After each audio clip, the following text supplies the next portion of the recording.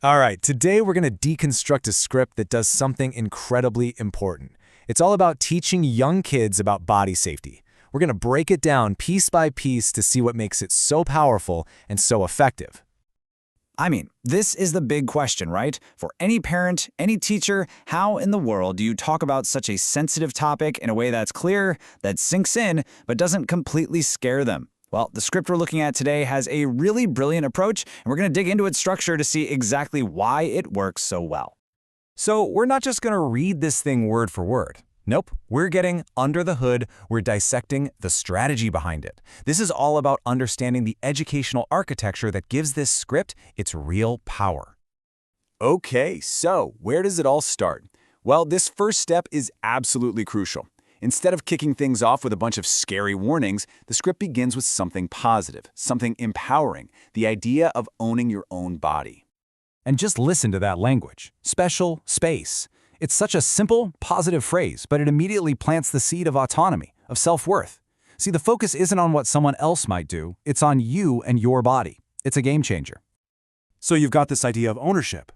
But what does that actually mean to a kid? How do you make that concept practical? Well, the script's next move is to take that abstract feeling and turn it into a concrete rule that a child can actually see and follow. And this is just brilliant. The swimsuit rule. I mean, from a learning perspective, it's genius. Kids need concrete, visual things to hang on to, right? And this rule does exactly that. It's universal, there's no ambiguity, and it creates a really clear boundary that pretty much any kid can understand and, more importantly, remember. So building on that super clear definition, the script then lays out specific examples of what a boundary violation actually looks like. And you can see, it covers different angles. It's not just about someone touching you, but also being asked to touch someone else, or even that tricky situation of being offered gifts to keep a secret. These are basically clear red flags for a child to recognize. Knowing the rules is one thing, but knowing what to do is a whole other ballgame. And this is where the script pivots. It moves from defining the problem to providing a clear, simple plan of action, basically an empowerment toolkit. And this action plan is just brilliantly simple and easy to remember. That three-step structure isn't an accident. It's designed to be recalled under stress. It's a direct, repeatable sequence that can slice right through the confusion of a scary situation, giving a kid a clear path forward when they might otherwise just freeze. Now, that third step gets reinforced with another really key definition. It's not just about telling any adult, it's about telling a trusted adult. By getting a child to think about and identify their safety network ahead of time, who are my trusted adults? The script helps build that support system before it's ever needed.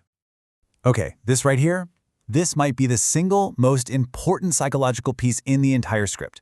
Shame and self-blame are massive, massive barriers that stop kids from speaking up. By saying, right up front, it's not your fault, the script just dismantles that barrier before it can even be built. It empowers the child to get help without that heavy burden. Now for the final piece of the strategy. This is what turns knowledge into instinct. Because, let's be real, knowing the plan isn't quite enough. A child has to feel like they can actually do it. The script gets that, and it knows that practice is the key to building that confidence. And think about that for a second. Actually saying the words, no, stop, out loud, in a safe space. It builds what you could call verbal muscle memory. It makes it so much easier for a child to find their voice in a moment of crisis, turning what could be a scary silence into a powerful, confident no. So, when you look at all the pieces together, the elegant design really shines through, doesn't it? It's this whole comprehensive approach. It starts with empowerment, gives simple rules and a clear action plan, completely removes the burden of shame, and then reinforces all of it through practice. Every single element here is intentional, and it all works together beautifully. And really, that brings us to a powerful final thought to chew on. In a world where we're always looking for complex solutions, maybe the greatest shield we can offer a child is simply a clear, empowering, and really well-designed conversation. It's an amazing reminder of the profound impact of just talking.